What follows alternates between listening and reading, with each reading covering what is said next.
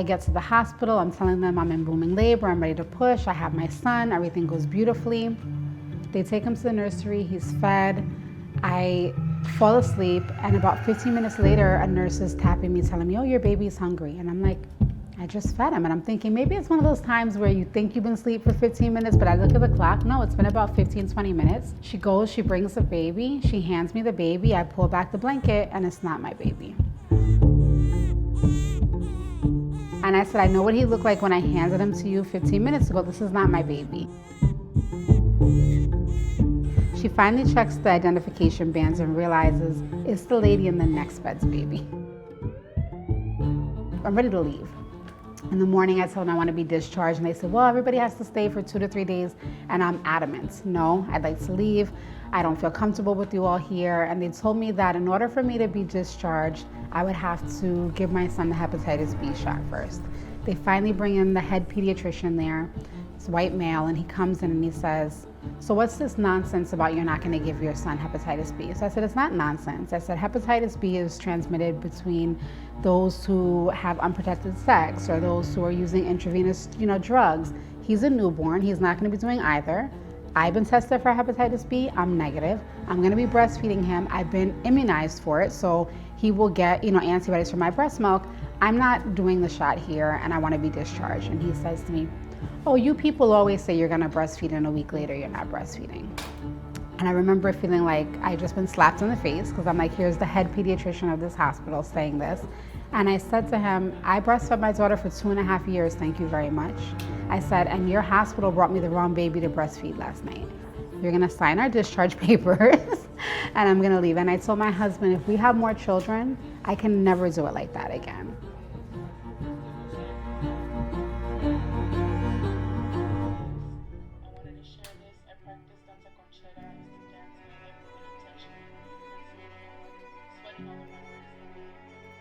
I just wanted to call and see how you're doing. Yeah. Okay, and you'd say, how often are they coming now?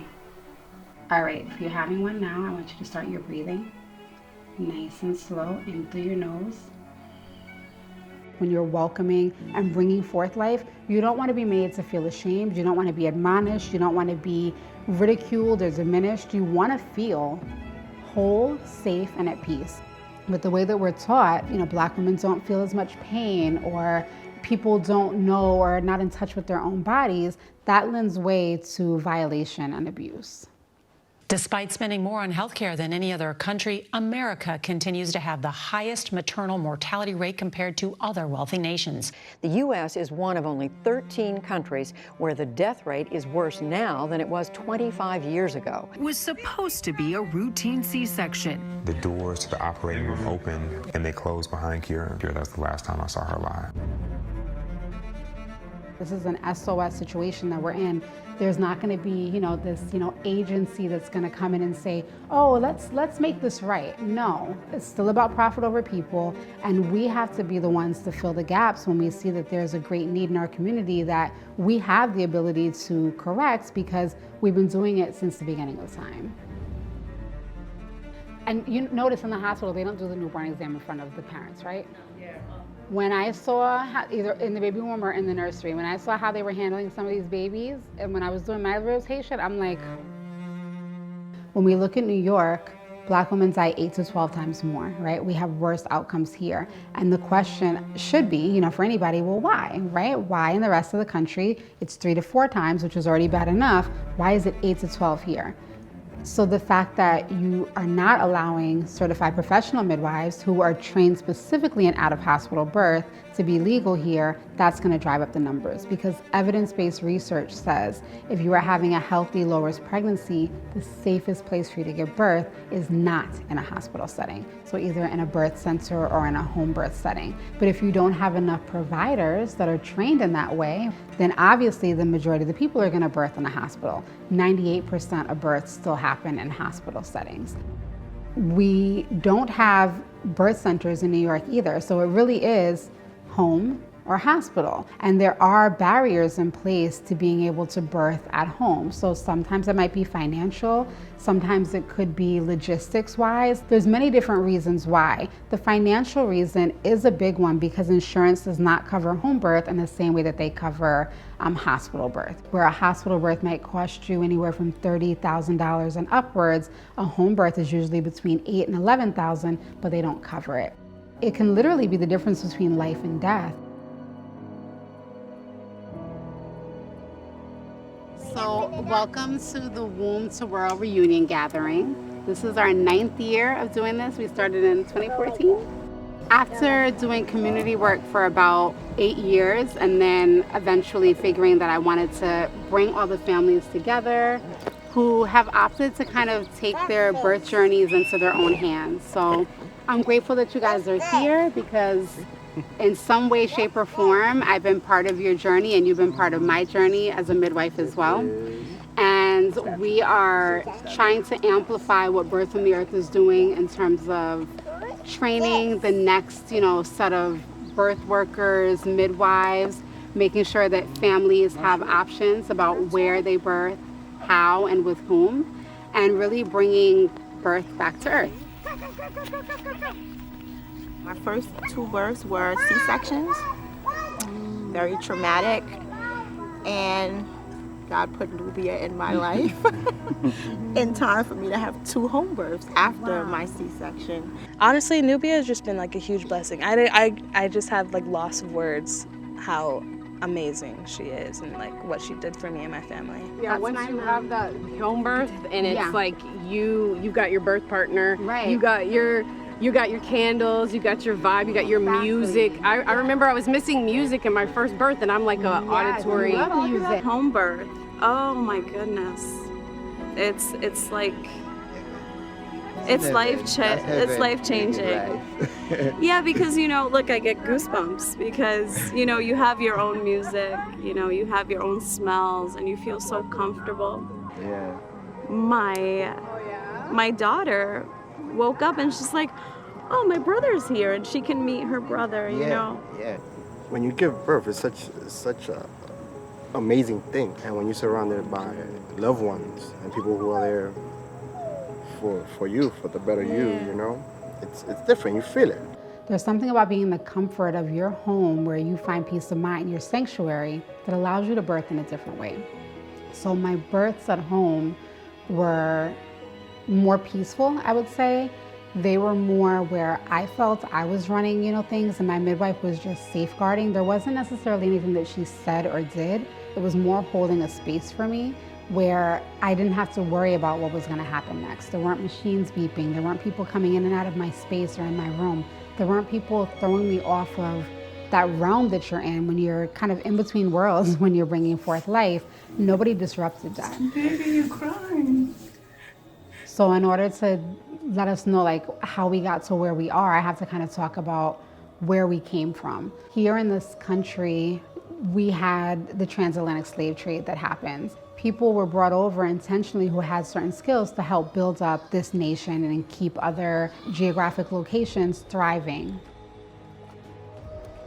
The midwives who were brought over were really essential because during the transatlantic slave trade, the Black woman was a commodity.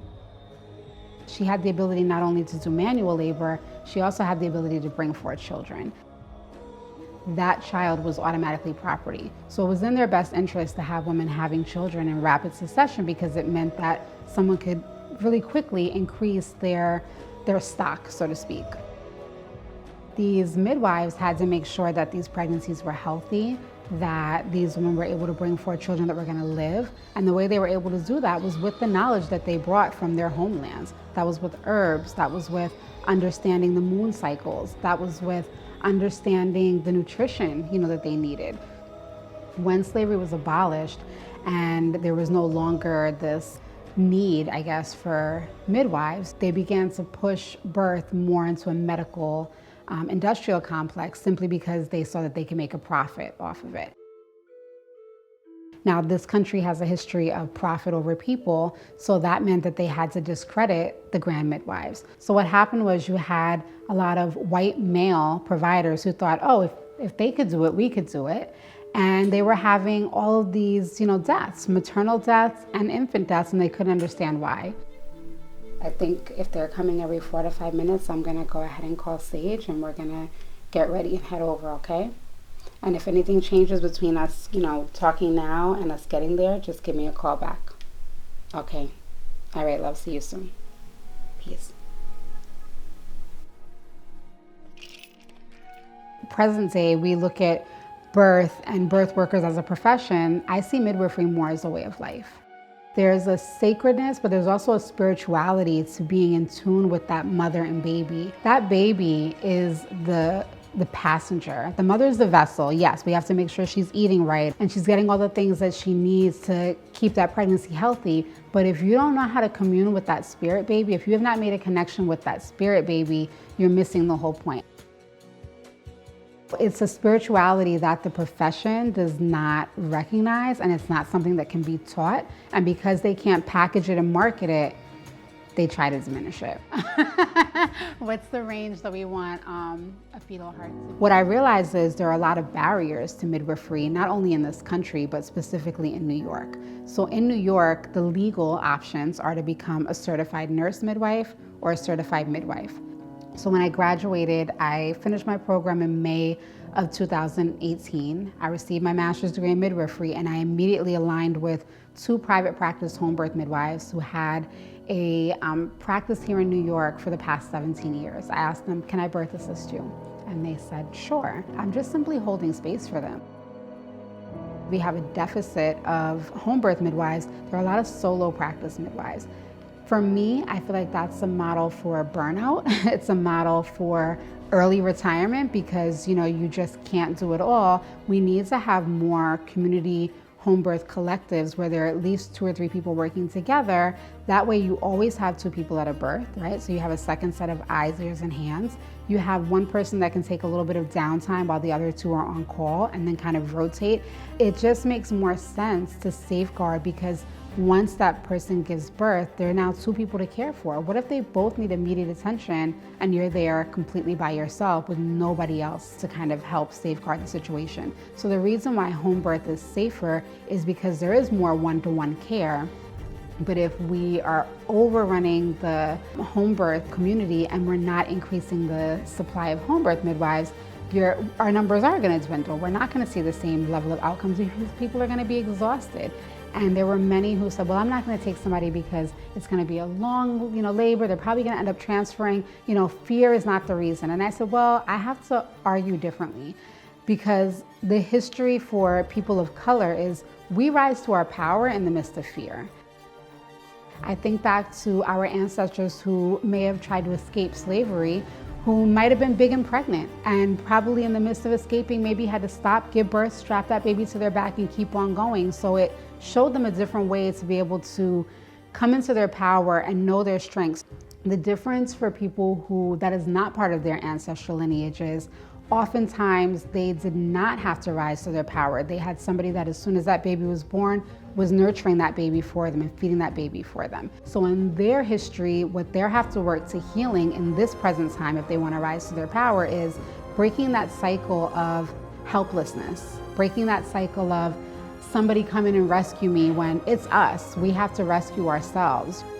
And for all of the births that I've had the honor of being present at, who may have changed very last minute to home birth, for those who were people of color, it showed them their power. And they were able to now tell other people in their community and their family, look, I birthed at home. And then that person says, oh, maybe I'll think about birthing at home. And it's like this ripple effect. It's a boy. No, it's a girl. It's a girl. I told you. Oh, I love you. Go get the towels from the indoor fire, please.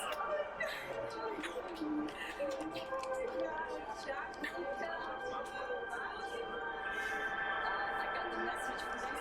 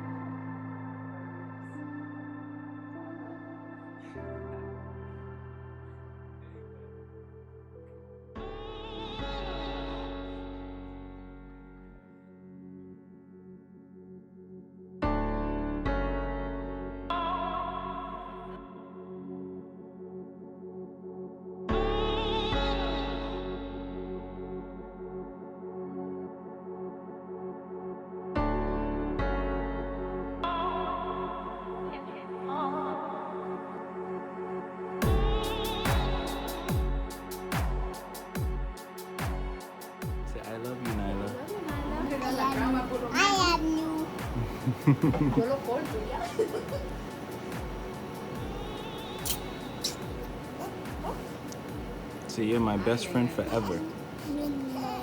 Hay que darse cuenta de